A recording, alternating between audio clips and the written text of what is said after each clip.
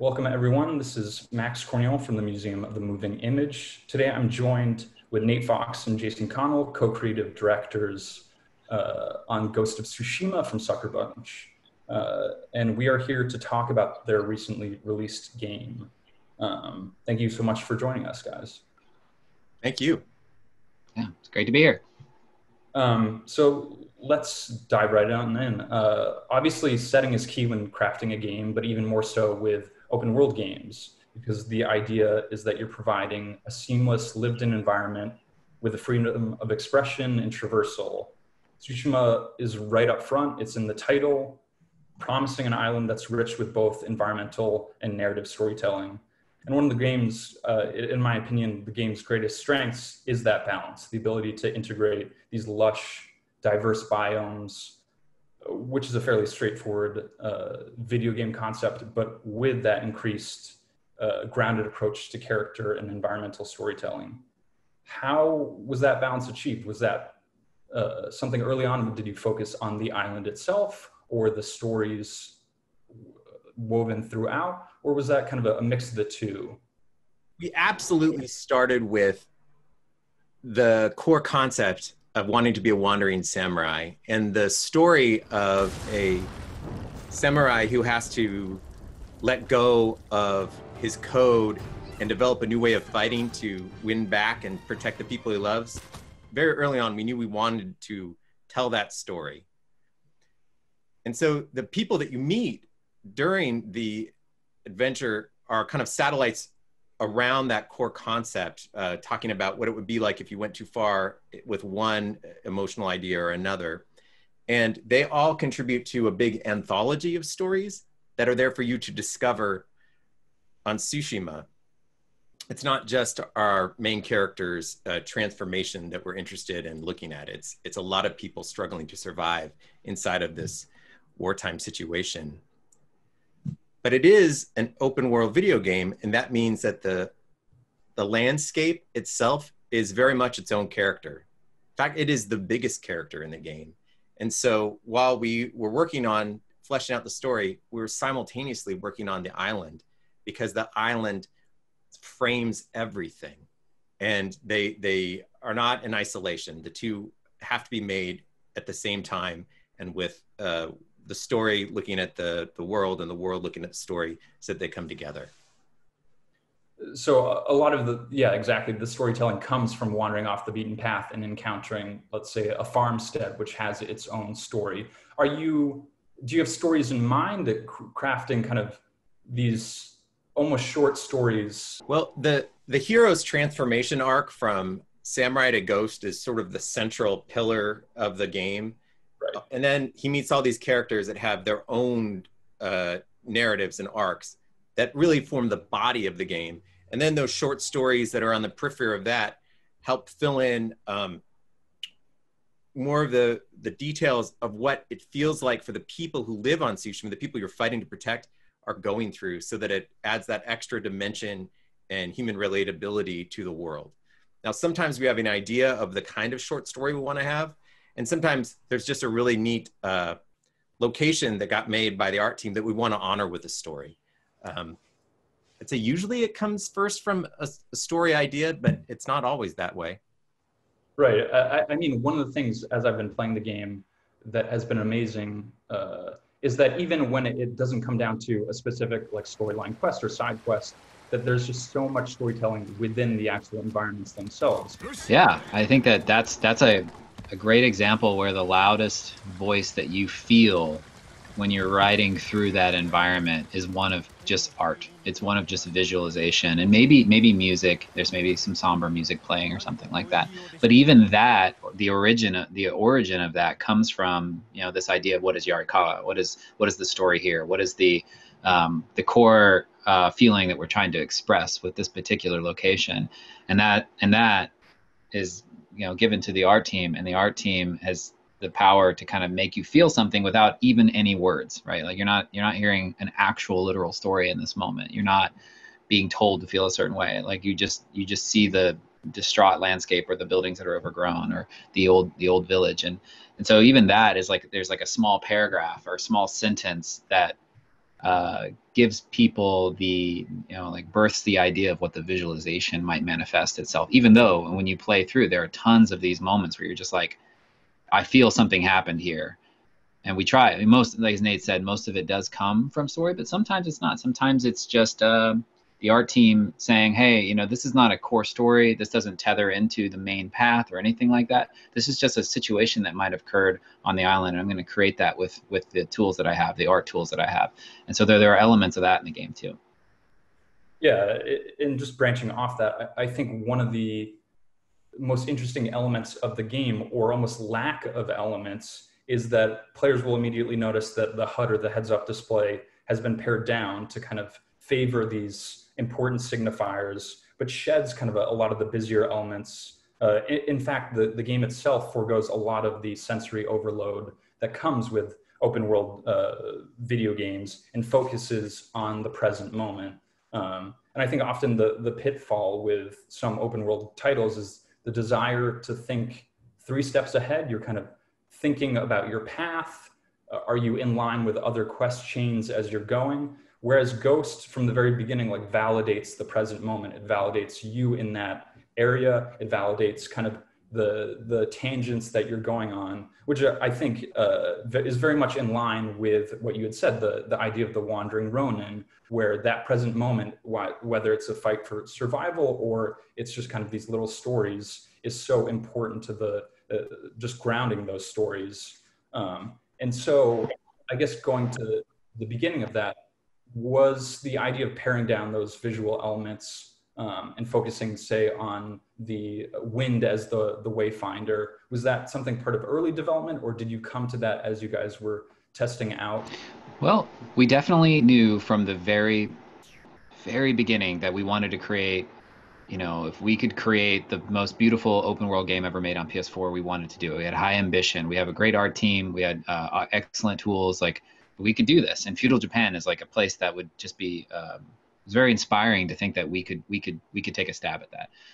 And so it definitely started with this like mesmerizing stylistic realism beauty, not just photoreal, but like a sense of style to it, a sense of arranged composition with the way that the trees are grown, a forest of golden ginkgos instead of just like a brown, yellow, red, normal, realistic forest, something that's memorable. And so it definitely started there. And actually one of the core elements early on when we were talked about what are the visually distinct things about this game, one of them was motion, wind. How do you, and this is before we had anything, this is just like a PowerPoint deck, it's like we should make wind as like an element that you won't forget. And as that matured up into an actual world, over years, you're roaming around this world and you're just mesmerized. We've achieved this goal. It is beautiful. It's stunning. Yet the game is still being created. You're iterating on features, and there may be some UI on the screen. And we at that point realized, like, hey, we have this beautiful world. How can we keep you in it? And how can we give you that sense of, you said, presence, like just feeling in the moment? And we started removing things from the HUD and anything that was debug, we started removing it. And then the wind became not just a visual element, but an actual mechanical, I would also say thematic element, right? Like it's tied more thematically throughout the game. And that was a transformative part of the project, because the beauty is no longer just like this beautiful thing in the backdrop. It's used. It's like part of the orchestra. It's part of it's not just this isolated thing. It's something bigger. And it kind of contributed to a lot of the stuff that Nate and I talked about throughout the project was, how do you have breathing moments? How do you have, I would say, almost nothing? Or how do you embrace the emptiness? How do you embrace the idea that people can just take a moment and enjoy beauty, and what features could actually come from that? And that contrasts really nicely with the, man on a mission, combat, the organized chaos that we do have in the game that is incredibly fun and has its own purpose. And that became like a philosophy that I think they pair well together in the end. Yeah, absolutely. I mean, one of the amazing things is that the game has this 3-act structure. And so coming out of Act 1, I was like, okay, I've seen a lot of the environments. I love them. I've seen the biomes. Like, I'm just expecting to get a few variations. And then suddenly 5 minutes into Act 2, I'm like, okay, I just found my new favorite environment. Then 10 minutes later, I'm like, okay, they just topped this and I have this new environment. So it's pretty incredible as you, like, even as the physical wind propels you across the island, you're finding more and more lush environments, but that feel kind of realistically like there's this progression. We besides just orchestrating the biomes, the forestry, which we have, I don't remember how many we have off the top of my head, but we have a pretty large number of very distinct biomes, 17, 20, 40, I don't know, it's a lot, golden forest type places. But we also pair that with, some of our more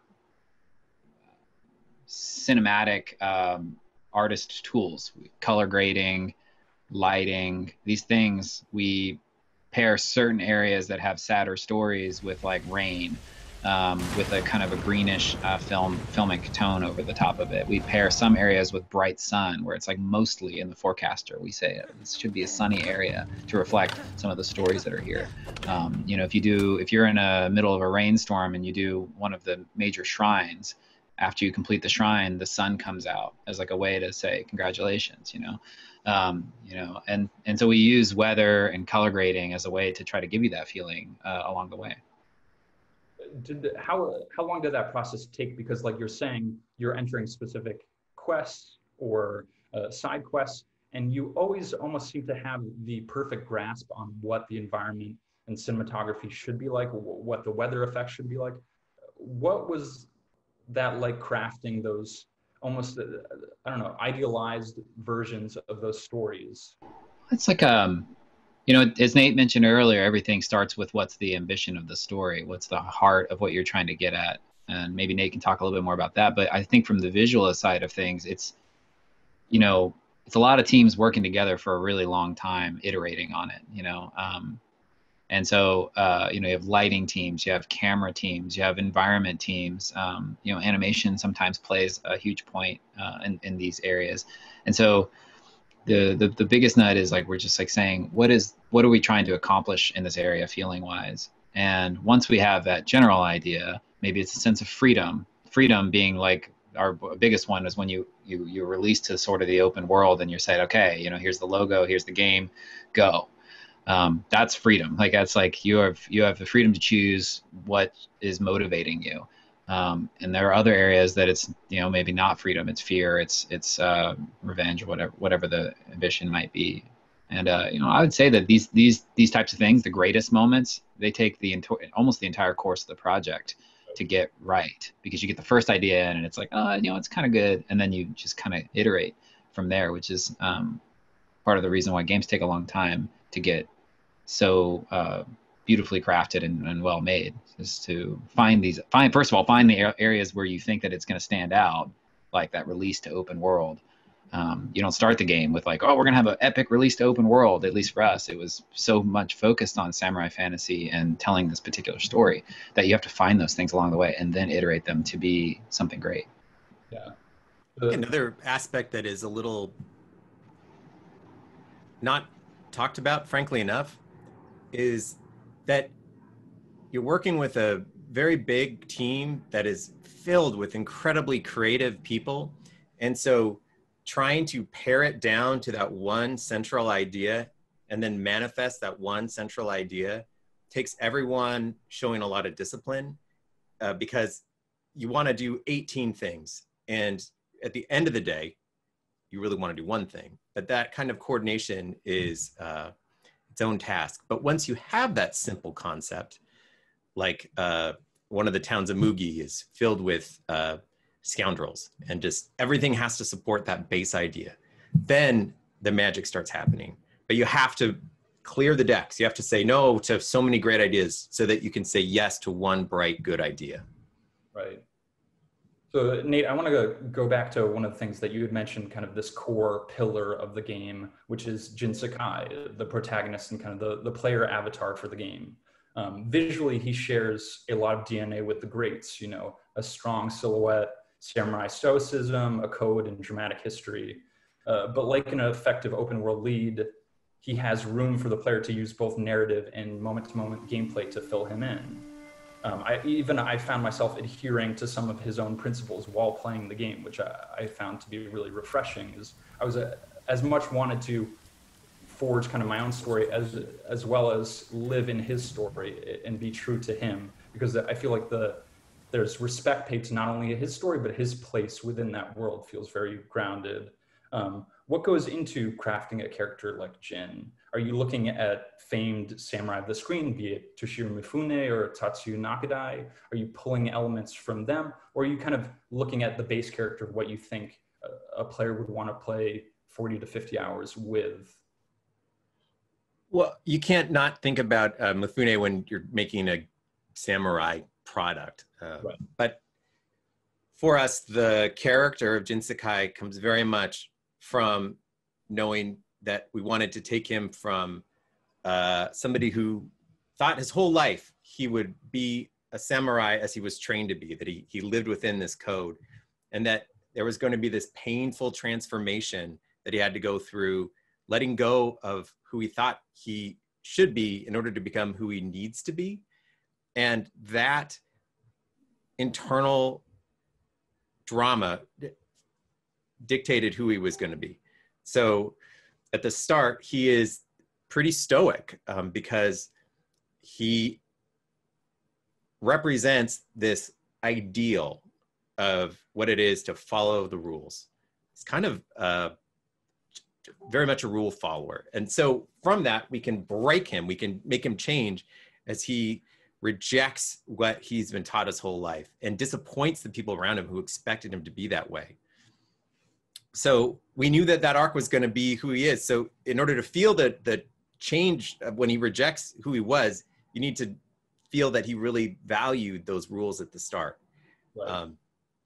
And when we went out and started looking for the right person to actually represent this character, we found this excellent actor, Daisuke Tsuji, who is very measured.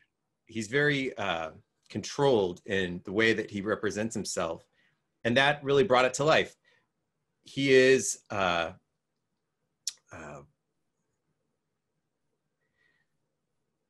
he feels like a guy who wants constantly to do the right thing. And then when he transitions into rebelling against those rules and he lets out a cry of anguish, after hours of keeping it bottled in, you feel it.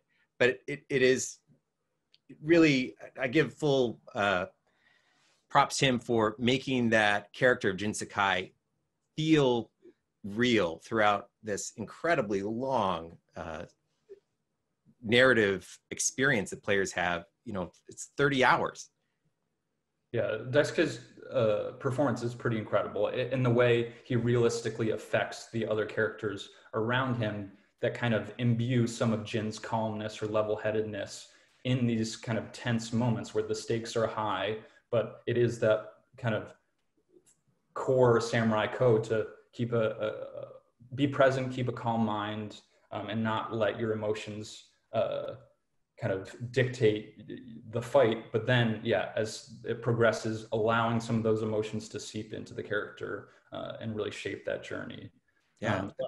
Obviously, I mentioned Toshiro Mifune. It would be silly not to talk about Akira Kurosawa, especially we are the Museum of the Moving Image and have very high reverence for him. And it's a name that hangs over Japanese cinema as both an art form and popular entertainment, especially the Shambara or these samurai cinema. Were there touchstones or required viewing going into development, or even specific scenes that you kind of distilled and thought, okay, this moment or this tone is exactly what we want to pull into the game?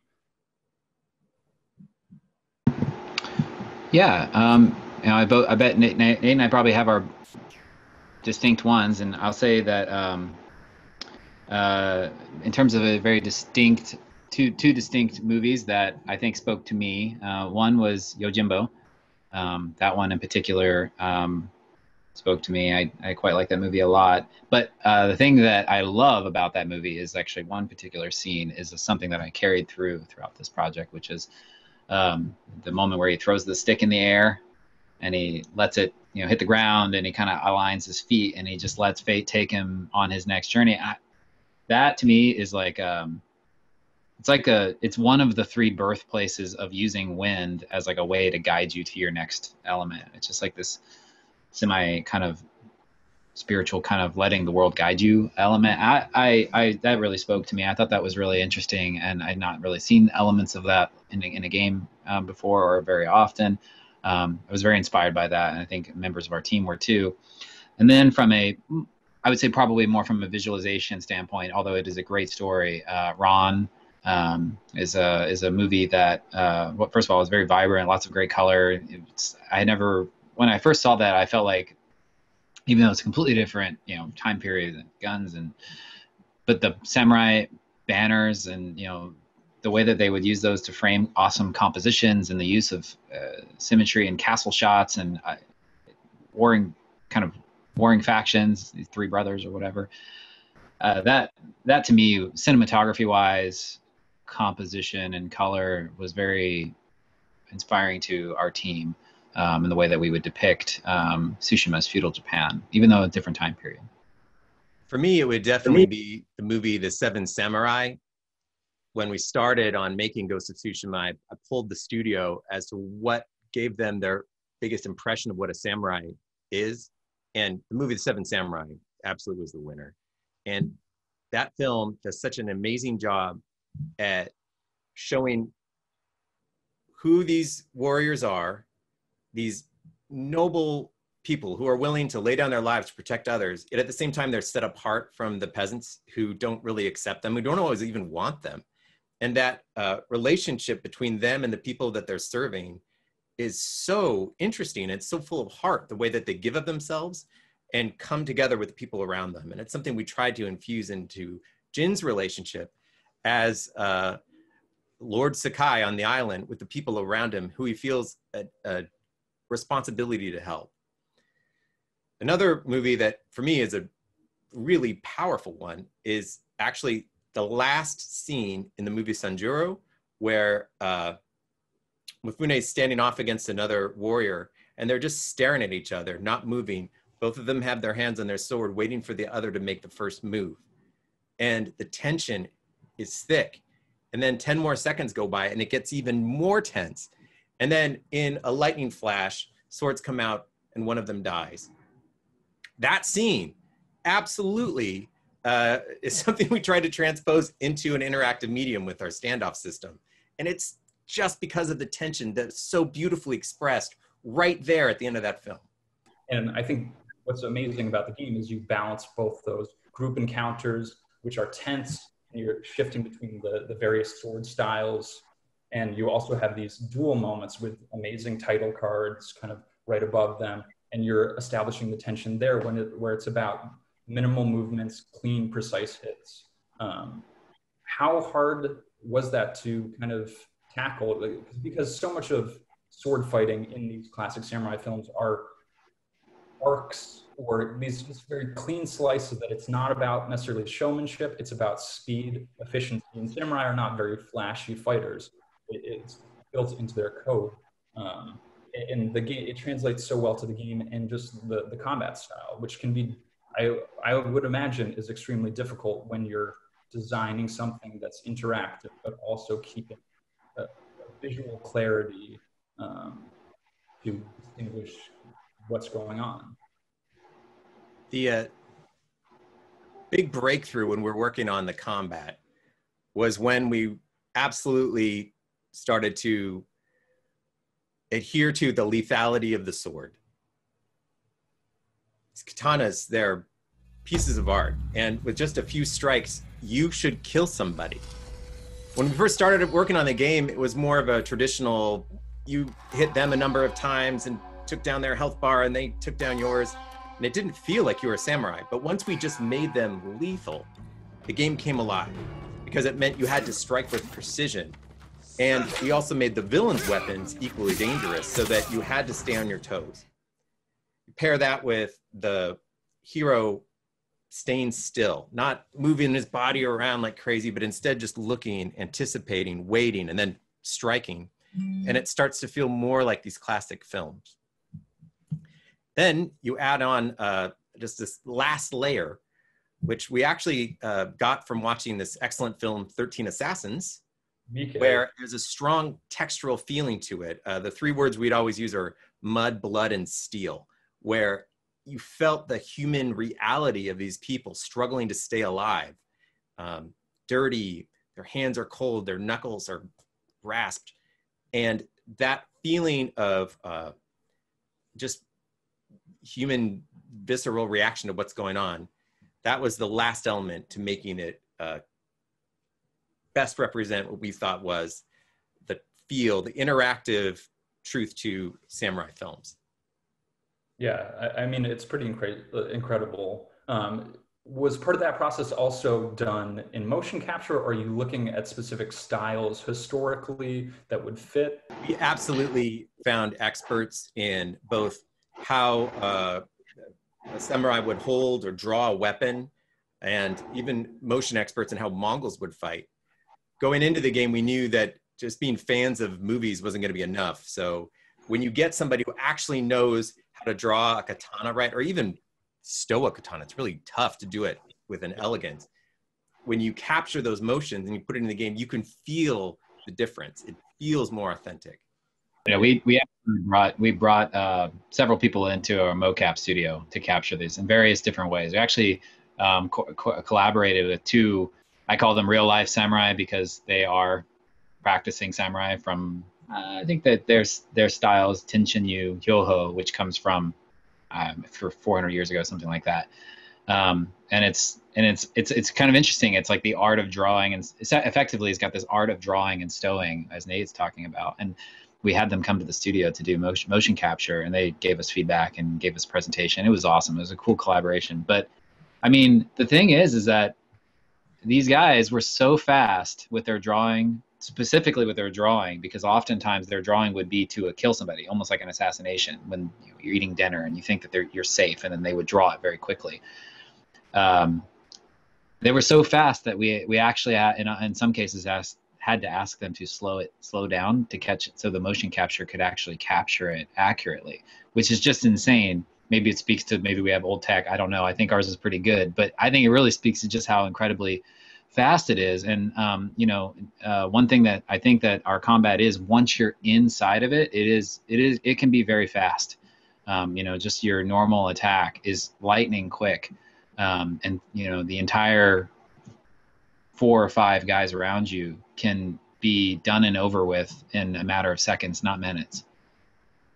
Right, and you were talking about stowing. I think one of my favorite moments in the game, or series of moments, is the calm after the battle, or the aftermath, where you have specifically, you can swipe on that touchpad and stow the weapon, but there are multiple animations for that, clearing the blood. I think that's such a nice touch, and I found myself doing that every single time because it felt authentic to the game, it felt authentic to Jin, but also just the fact, the artistry that you guys have put in to make it look good and feel good. It makes it all more better. I do want to just kind of touch upon Kurosawa mode briefly. So for those that don't know, you have a mode in the game which adds wind and rain effects, film grain, but also 60s period audio, which I've seen, and I can see at surface value it being viewed as a gimmick, but when you pair the Kurosawa mode with those side quests, and suddenly you have this like pretty accurate representation of, say, a Yojimbo story or a Sanjuro story, where it's working in tandem with the short story. It feels like much more an homage, but done so with reverence. How was approaching the Kurosawa estate and just saying, hey, we have something special. It's not just a filter to go over top of the game, but when you combine it with our other game elements, it is kind of a really special thing. Yeah, we knew that we wanted to make a black and white mode early on. It was something that we always had ambition to do. Nate and I were very fond about the idea of having this as some of the biggest fans of the medium. But when you're making a game, you create this collection of things you need to work on for your team. And it is a pretty, it's a kind of a unique thing. It's very targeted. At the time, we thought it was very targeted to a smaller audience, that the people that would turn it on would probably love it and they'd be very passionate about it, but we didn't really think it would be a widespread thing, right? Like we thought this was something for, you know, our niche players or something like that.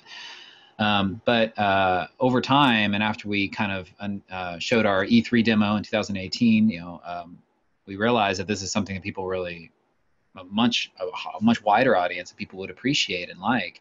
So we started working on it, and once we got into the naming process, what are we going to name it? You know, classic samurai filter or traditional black and white mode, something like that. We threw out the idea of possibly calling it Kurosawa mode as like an homage to somebody that has so greatly influenced us, whether it's as actual storytellers or visual, you know, storytellers or whatever, just people that like to create art and has drawn reference from his work. We had our Japanese producer reach out to their estate, and they were interested. So the process was one of creating, I think it was like a 45-second video, maybe a minute, of some of the best examples using the filter that we had created.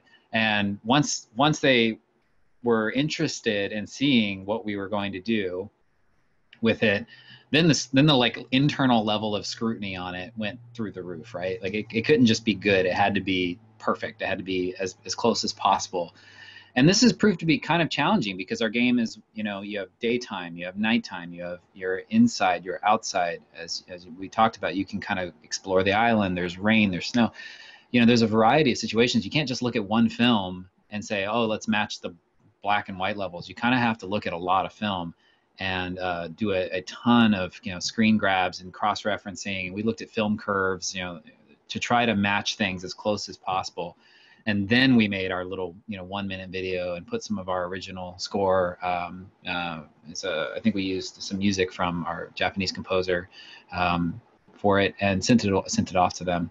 And once we heard back, it was you know, that they approved it and they liked it, and we were able to use the name. We were all really thrilled. But I think that process helped to mature it up and just make it the best version of it that we could make it.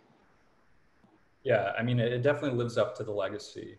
And I just want to say thank you so much, Nate and Jason, for joining us and having this discussion. The game is fantastic, and I just can't wait to keep playing more and more of it. So thanks, guys, for joining us. It's been a pleasure. Thank you very much.